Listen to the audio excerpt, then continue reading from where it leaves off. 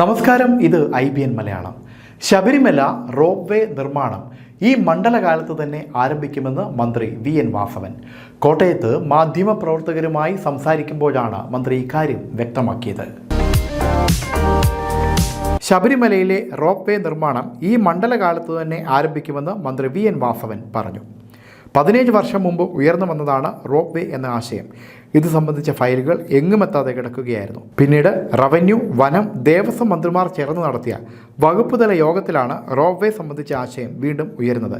പമ്പ മുതൽ സന്നിധാനം വരെയുള്ള 2.7 കിലോമീറ്ററിലാണ് rope way നിർമ്മിക്കുന്നത്.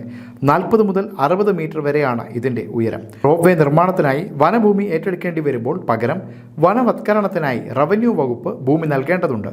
ഇതിനാവശ്യമായ പകരം സ്ഥലം 4.53 ഹെക്ടർ കൊല്ലം ജില്ലയിൽ നൽകാൻ തീരുമാനമായി. ഈ ഭൂമി റവന്യൂ വകുപ്പ് വനം വകുപ്പിന് വിട്ടു നൽകി. പദ്ധതികളും അലൈൻമെൻറ്റ് തിട്ടപ്പെടുത്തൽ നടപടികളും പൂർത്തിയായിട്ടുണ്ട്.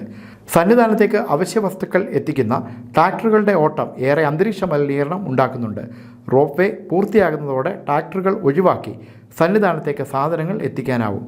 റോപ്പ് വേ നിലവിൽ വരുന്നതോടെ തൊഴിൽ നഷ്ടപ്പെടുന്നവർക്ക് അർഹമായ പുനരധിവാസം ഉറപ്പാക്കുമെന്നും മന്ത്രി VN വാസവൻ പറഞ്ഞു. News desk IBN Malayalam.